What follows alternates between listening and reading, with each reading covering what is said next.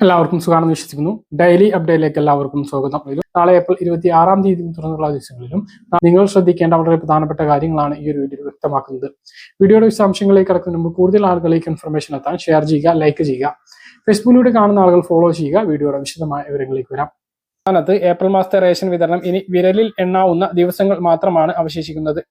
ഇനിയും റേഷൻ വാങ്ങാത്ത ആളുകൾ ഉടനെ അത് കൈപ്പറ്റണം. മഞ്ഞ റേഷൻ കാർഡിന് 30 കിലോ അരിയും 3 കിലോ ഗോതമ്പും 2 പാക്കറ്റ് ആട്ടയുമാണ് ലഭിക്കുന്നത്. ആട്ട പല സ്ഥലങ്ങളിലും സ്റ്റോക്ക് എത്താതിനെ തുടർന്ന് ഗോതമ്പാണ് പകരം നൽകുന്നത്. പിങ്ക് റേഷൻ കാർഡിനും അതുപോലെ തന്നെയാണ്. ഓരോ വ്യക്തിക്കും 4 കിലോ അരിയും ഓരോ കിലോ ഗോതമ്പുമാണ് ലഭിക്കുക. മൊത്തം ലഭിക്കുന്ന ഗോതമ്പിൽ നിന്ന് 3 കിലോ ഗോതമ്പ് കുറച്ച് പകരം 3 പാക്കറ്റ് ആട്ടയാണ് പിങ്ക് റേഷൻ കാർഡിന് ലഭിക്കാറുള്ളത്. പല സ്ഥലങ്ങളിലും സ്റ്റോക്ക് ഇല്ലാത്തതിനാൽ ഗോതമ്പ് തന്നെയാണ് വിതരണം ചെയ്യുന്നത്. നീല റേഷൻ കാർഡിന് 2 കിലോ അരി ഓരോ വ്യക്തിക്കും 4 രൂപ നിരക്കിലും സ്പെഷ്യൽ അരി 10 രൂപ 90 പൈസ നിരക്കിൽ 3 കിലോയും ലഭിക്കുന്നുണ്ട്. 6 കിലോ അരിയാണ് 10 രൂപ 90 പൈസ നിരക്കിൽ വെള്ള റേഷൻ കാർഡിനുള്ളത്. ബ്രൗൺ റേഷൻ കാർഡിന് 2 കിലോ അരിയാണ് 10 രൂപ 90 പൈസ നിരക്കിലുള്ളത്. ഇതുകൂടാതെ എല്ലാ റേഷൻ കാർഡിനും സപ്ലൈകോ വിഹിതങ്ങൾ കൂടി വാങ്ങാവുന്നതാണ്. വിഷു ഈസ്റ്ററിനോടനുബന്ധിച്ച് ചന്തകൾ തുടങ്ങിയത് കൊണ്ട് തന്നെ മിക്കവാറും സപ്ലൈകോ ഔട്ട്ലെറ്റുകളിലെല്ലാം സാധനങ്ങൾ സ്റ്റോക്ക് ഉണ്ട്. സ്പെഷ്യൽ അരി അതായത് കെ റൈസ്, അത് മട്ട അരി, കുറുവ അരി, ജയ അരി ഇവയിൽ ഇഷ്ടമുള്ളത് 5 കിലോ ലഭിക്കുന്നതാണ്. ഇവയെല്ലാം പോയി കൈപ്പറ്റണമെന്നും ഓർമ്മിപ്പിക്കുന്നു. ഈ മാസം കഴിയാൻ ഇനി ദിവസങ്ങൾ മാത്രമേ ബാക്കിയുള്ളൂ എന്നുള്ളത് പ്രധാനമായിട്ട് ഓർമ്മിപ്പിക്കുകയാണ്. മറ്റൊരു അറിയിപ്പ്, തൊഴിലുറപ്പുകാർ ദിവസം ചോദിക്കുന്ന ചോദ്യങ്ങൾക്കുള്ള ഒരു മറുപടിയായിട്ടുള്ള അറിയിപ്പാണ്. 2024 ഡിസംബർ 19 മുതൽ തൊഴിലുറപ്പ് വേതനം മുടങ്ങിയതായി തദ്ദേശ സ്വയംഭരണ വകുപ്പ് മന്ത്രി നിയമസഭയെ അറിയിച്ചിരുന്നു. 2024-25 സാമ്പത്തിക വർഷം അവിദഗ്ധ വേതന ഇനത്തിൽ 534 കോടി രൂപ തൊഴിലുറപ്പ് തൊഴിലാളികൾക്ക് നൽകുന്നതിന് വേണ്ടി കേന്ദ്രത്തിൽ നിന്നും ലഭിക്കാനുണ്ട് എന്നും നിയമസഭയിൽ MP രാജേഷ് അറിയിച്ചിരുന്നു. കേന്ദ്രം അനുവദിച്ച തൊഴിൽ ദിനത്തേക്കാൾ കൂടുതൽ കേരളത്തിൽ തൊഴിലുറപ്പ് ജോലികൾ നടന്നിരുന്നു. ഇത് മുൻ വർഷങ്ങളിലും ഉണ്ടായിട്ടുള്ളതാണ്. കേന്ദ്ര ഗ്രാമവികസന മന്ത്രാലയം പിന്നീട് ഇത് പരിഗണിക്കുകയും മൊത്തം തൊഴിൽ ദിന ബജറ്റ് ഉയർത്തി നൽകുകയാണ് പതിവ്. എന്നാൽ ഇത്തവണ കേന്ദ്ര സർക്കാർ ലേബർ ബജറ്റ് ഉയർത്തിയില്ല. അതാണ് തൊഴിലുറപ്പ് കൂലി കുടിശ്ശികയാവാൻ കാരണം. ദേശീയ തൊഴിലുറപ്പ് പദ്ധതിയിലെ വ്യവസ്ഥ അനുസരിച്ച് വേതന വിതരണം 15 ദിവസം വൈകിയാൽ പോലും ഗുണഭോക്താവിന് പലിശ ലഭിക്കാൻ അർഹതയുണ്ട്. എന്നാൽ ആ തുകയും തൊഴിലാളികൾക്ക് ഇപ്പോൾ ലഭിക്കുന്നില്ല. ജോലിക്കെത്തി മസ്റ്റർ വിവരങ്ങൾ അപ്ഡേറ്റ് ചെയ്താൽ 15 ദിവസത്തിനകം തന്നെ തൊഴിലുറപ്പ് തൊഴിലാളികൾക്ക് കൂലി ലഭിക്കാറുണ്ടായിരുന്നു. വിഷു ഈസ്റ്ററിനോടനുബന്ധിച്ച് കുടിശ്ശികയുള്ള തുക എത്തും എന്നുള്ള വലിയ പ്രതീക്ഷ ഉണ്ടായിരുന്നു എങ്കിലും അതും നടന്നില്ല. എന്നാൽ ഈ ഒരു പ്രയാസത്തിന് ആശ്വാസകരമായിക്കൊണ്ട് തൊഴിലുറപ്പ് തൊഴിലാളികൾക്ക് വേതന വിതരണത്തിന് ആവശ്യമായിട്ടുള്ള ഫണ്ട് കേന്ദ്ര സർക്കാർ ഇപ്പോൾ അനുവദിച്ചിരിക്കുകയാണ് എന്നുള്ള വിവരമാണ് വരുന്നത്. കേരളത്തിലെ 14 ലക്ഷത്തിലധികം തൊഴിലുറപ്പ് തൊഴിലാളികൾ കഴിഞ്ഞ മാർച്ച് 31 വരെ നടത്തിയിട്ടുള്ള 3 കോടി അധിക തൊഴിൽ ദിനങ്ങൾക്കുള്ള വേതന കുടിശ്ശികയായിക്കൊണ്ട് 985 കോടി രൂപയാണ് ഇപ്പോൾ കേന്ദ്ര സർക്കാർ അനുവദിച്ചിരിക്കുന്നത്. ഇതുകൂടാതെ ഏപ്രിൽ മാസത്തിലെ ആദ്യ തൊഴിൽ ദിനങ്ങൾക്കുള്ള കൂലിയായിക്കൊണ്ട് ആദ്യ ഗഡുവായി 96.83 കോടി രൂപയും അനുവദിച്ചിട്ടുണ്ട്. പുതിയ സാമ്പത്തിക വർഷമായ 2025-26 സാമ്പത്തിക വർഷത്തിൽ കേരളത്തിൽ 5 കോടി തൊഴിലുറപ്പ് തൊഴിൽ ദിനങ്ങൾക്കാണ് കേന്ദ്രം അനുമതി നൽകിയിട്ടുള്ളത്. ഇത് മുൻ വർഷത്തെ അപേക്ഷിച്ച് 1 കോടി തൊഴിൽ ദിന കുറവാണ് ഉള്ളത്. തുടർച്ചയായിട്ട് കൂലി മുടങ്ങിയതിന്റെ സാഹചര്യത്തിൽ കേരളത്തിലെ 1 ലക്ഷത്തോളം തൊഴിലുറപ്പ് തൊഴിലാളികൾ ഇപ്പോൾ പലയിടങ്ങളിലും ജോലിക്ക് ഹാജരാകുന്നില്ല. സംസ്ഥാനത്ത് നിലവിൽ തൊഴിലുറപ്പ് തൊഴിലാളികൾക്കുള്ള വേതനം 346 രൂപയിൽ നിന്നും 369 രൂപയാക്കി കേന്ദ്ര സർക്കാർ ഉയർത്തിയിരുന്നു. 2025 ഏപ്രിൽ മാസം 1 തീയതി മുതൽ ഈ പുതിയ വേതനമാണ് ലഭിക്കുക. എന്തായാലും ആശ്വാസകരമായിട്ടുള്ള ഒരു തീരുമാനമാണ് തൊഴിലുറപ്പ് കൂലി അനുവദിച്ചു എന്നുള്ളതുമായി ബന്ധപ്പെട്ട് വന്നിട്ടുള്ളത്. അപ്പോൾ ആർക്കെങ്കിലും ഇനി തൊഴിലുറപ്പ് വേതനം അക്കൗണ്ടുകളിലേക്ക് എത്തിയാൽ ആ വിവരം ഒന്ന് താഴെ കമന്റ് ആയിട്ട് അറിയിക്കാൻ മറക്കരുത്. സാമൂഹ്യ സുരക്ഷാ ക്ഷേമ പെൻഷൻ കഴിഞ്ഞ ദിവസം അനുവദിച്ചതുമായി ബന്ധപ്പെട്ട അറിയിപ്പുകൾ നിങ്ങളുമായി പങ്കുവച്ചിരുന്നു. അതായത് മെയ് മാസത്തിൽ 2 മാസത്തെ ക്ഷേമ പെൻഷൻ വിതരണം ചെയ്യും. അത് സാധാരണ വിതരണം ചെയ്യുന്നത് പോലെ മെയ് പകുതിയോട് കൂടി തന്നെയാണ് വിതരണ നടപടികളിലേക്ക് കടക്കുക എന്നും ധനമന്ത്രി വ്യക്തമാക്കിയിരുന്നു. ഈ ഒരു സാഹചര്യത്തിൽ എന്തിനാണ് ഇത്രയും നേരത്തെ പെൻഷൻ അനുവദിച്ചിട്ടുള്ളത് എന്ന് പല ആളുകളും കമന്റിലൂടെയും സംശയങ്ങളായും ഉന്നയിച്ചിരുന്നു. വിലയിരുത്തപ്പെട്ടിരുന്നത് സർക്കാരിന്റെ 4ാം വാർഷികത്തോടനുബന്ധിച്ചാണ് ഈ ഒരു പ്രഖ്യാപനം എന്നാണ്. എന്നാൽ അങ്ങനെയല്ല. നിലമ്പൂർ ഉപതെരഞ്ഞെടുപ്പ് മെയ് മാസത്തിൽ ഉണ്ടാകും എന്നുള്ള വിവരമാണ് ഇപ്പോൾ പുറത്തു വരുന്നത്. ഈ ഒരു സാഹചര്യത്തിൽ തെരഞ്ഞെടുപ്പ് നോട്ടിഫിക്കേഷൻ വന്നാൽ പെരുമാറ്റച്ചട്ടം നിലവിൽ വരും. അപ്പോൾ സർക്കാരിന് കുടിശ്ശിക അനുവദിച്ചുകൊണ്ടുള്ള ഉത്തരവ് പുറത്തിറക്കാൻ പ്രയാസം ഉണ്ടാകുന്ന സാഹചര്യമാണുള്ളത്. അതേസമയം നിലവിൽ കൊടുത്തുകൊണ്ടിരിക്കുന്ന മാസത്തെ പെൻഷൻ കൊടുക്കുന്നതിന് പ്രശ്നം ഉണ്ടാകില്ല. ഈ ഒരു സാഹചര്യത്തിലാണ് ഇത് നേരത്തെ പ്രഖ്യാപിച്ചിട്ടുള്ളത്. ഇപ്പോൾ പ്രഖ്യാപിച്ചത് കൊണ്ട് തന്നെ തെരഞ്ഞെടുപ്പ് പ്രഖ്യാപിച്ചാലും ആ ഒരു സമയത്ത് 3200 വിതരണം ചെയ്യുന്നത് കൊണ്ട് യാതൊരുവിധ തടസ്സവും ഉണ്ടാകില്ല. അപ്പോൾ എന്നാണ് പെൻഷൻ ലഭിക്കുക എന്നുള്ള പല ആളുകളുടെയും ചോദ്യത്തിനുള്ള വ്യക്തമായിട്ടുള്ള ഒരു മറുപടി ഇപ്പോൾ പറയാൻ കഴിയും.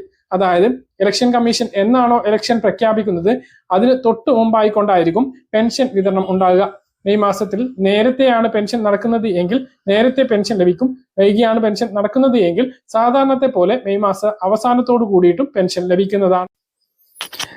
സേവിങ്സ് ഡെപ്പോസിറ്റ് നിരക്കുകളിൽ കുറവ് പ്രഖ്യാപിച്ച് ഫെഡറൽ ബാങ്ക്. സേവിങ്സ് നിരക്കുകളിൽ 25 ബേസിക് പോയിന്റ് ആണ് കുറവ് വരുത്തിയത്. 50 ലക്ഷം രൂപ വരെയുള്ള സേവിങ്സിന് 3% നിന്നും 2.75% പുതുക്കിയത്. സേവിങ്സ് ബാങ്ക് നിക്ഷേപങ്ങൾക്കുള്ള ഫെഡറൽ ബാങ്ക് പലിശ നിരക്ക് സംബന്ധിച്ച കൂടുതൽ വിവരങ്ങൾ അറിയാൻ www.federalbank.co.in എന്ന ലിങ്കിൽ ക്ലിക്ക് ചെയ്ത് പരിശോധിക്കാവുന്നതാണ്. മറ്റൊരു പ്രധാനപ്പെട്ട അറിയിപ്പ്, 2000 രൂപക്ക് മുകളിൽ മൂല്യമുള്ള UPI ഇടപാടുകൾക്ക് GST ചുമത്തുന്നു എന്ന വാർത്ത നിഷേധിച്ച് ധനകാര്യ മന്ത്രാലയം. ഇത്തരം വാർത്തകൾ തെറ്റിദ്ധാരണ പരത്തുന്നതും അടിസ്ഥാനരഹിതമാണ് എന്നും പ്രസ് ഇൻഫർമേഷൻ ബ്യൂറോ അറിയിച്ചു. UPI ഇടപാടുകൾക്ക് 18% GST ചുമത്താൻ സർക്കാർ നീക്കം എന്ന തരത്തിൽ നേരത്തെ റിപ്പോർട്ടുകൾ ഉണ്ടായിരുന്നു. 2000 രൂപക്ക് മുകളിലുള്ള ഇടപാടുകൾക്ക് GST ഏർപ്പെടുത്താനുള്ള നീക്കം സർക്കാരിന് മുന്നിലില്ല. ഇത്തരം വാർത്തകൾ പൂർണ്ണമായും തെറ്റിദ്ധാരണ പരത്തുന്നതും അടിസ്ഥാനരഹിതവുമാണ് എന്ന് പ്രസ് ഇൻഫർമേഷൻ ബ്യൂറോ അറിയിച്ചു. UPI വഴി ഡിജിറ്റൽ ഇടപാടുകൾ പ്രൊമോട്ട് ചെയ്യാനാണ് സർക്കാർ എല്ലാവരെയും പ്രോത്സാഹിപ്പിക്കുന്നത് എന്നും PIB അറിയിച്ചു.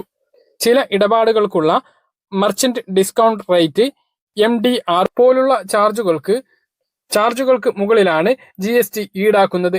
2020 ജനുവരി മുതൽ വ്യക്തികളും മർച്ചന്റും തമ്മിലുള്ള P2M UPI ഇടപാടുകൾക്ക് മെർച്ചന്റ് ഡിസ്കൗണ്ട് റേറ്റ് ഒഴിവാക്കിയിരുന്നു. ഇതിനുശേഷം MDR ഈടാക്കാത്തതിൽ GST ബാധകമായിരുന്നില്ല. അതേസമയം UPI ഇടപാടുകളുടെ എണ്ണത്തിൽ വൻതോതിലുള്ള വർധനവാണ് രേഖപ്പെടുത്തിയിട്ടുള്ളത്. 21.3 ലക്ഷം കോടി രൂപയുടെ ഇടപാടാണ് 2019-20 സാമ്പത്തിക വർഷത്തിൽ നടന്നത്. 2025 മാർച്ച് വരെയുള്ള കണക്കു പ്രകാരം 260.56 ലക്ഷം കോടി രൂപയിലേക്ക് ഇത് കുതിച്ചിട്ടുണ്ട്. UPI ഇടപാടുകളെ പ്രോത്സാഹിപ്പിക്കാൻ 2021-22 സാമ്പത്തിക വർഷം മുതൽ സർക്കാർ ഇൻസെന്റീവ് സ്കീം ഏർപ്പെടുത്തിയിട്ടുമുണ്ട്. 2023-24 സാമ്പത്തിക വർഷത്തിൽ 3631 കോടി രൂപയാണ് ഇതിനായി സർക്കാർ അനുവദിച്ചത്. സംസ്ഥാനത്ത് സ്വർണ്ണവിലയിൽ മാറ്റമില്ലാതെ തുടരുകയാണ്. 71,560 രൂപയാണ് ഇന്നത്തെ വില. 8,945 രൂപയാണ് ഗ്രാമിന്റെ വില. സംസ്ഥാനത്ത് ഈ സ്റ്റാമ്പിലേക്ക് പൂർണ്ണമായിട്ട് മാറിയതോടുകൂടി രജിസ്ട്രേഷൻ വകുപ്പിൽ വൻ മാറ്റങ്ങളാണ് വന്നിട്ടുള്ളത്. ആധാരം ഇനി ഈ സ്റ്റാമ്പ് മുഖേനയായിരിക്കും. അതുപോലെ തന്നെ ഡിജിറ്റൽ ആധാര പകർപ്പുകൾ ഡൗൺലോഡ് ചെയ്യുന്നതുമായി ബന്ധപ്പെട്ട വിവരങ്ങളുമുണ്ട്. വീഡിയോയുടെ വിശദാംശങ്ങളിലേക്ക് കടക്കുന്നതിന് മുമ്പ് കൂടുതൽ ആളുകളിലേക്ക് ഇൻഫർമേഷൻ എത്താൻ ഷെയർ ചെയ്യുക, ലൈക്ക് ചെയ്യുക. ഫേസ്ബുക്കിലൂടെ കാണുന്ന ആളുകൾ ഫോളോ ചെയ്യുക. വീഡിയോയുടെ വിശദമായ വിവരങ്ങളിലേക്ക് വരാം. സമ്പൂർണ്ണ ഇ സ്റ്റാമ്പിലേക്ക് മാറി സംസ്ഥാനത്തെ രജിസ്ട്രേഷൻ ഇടപാടുകൾ.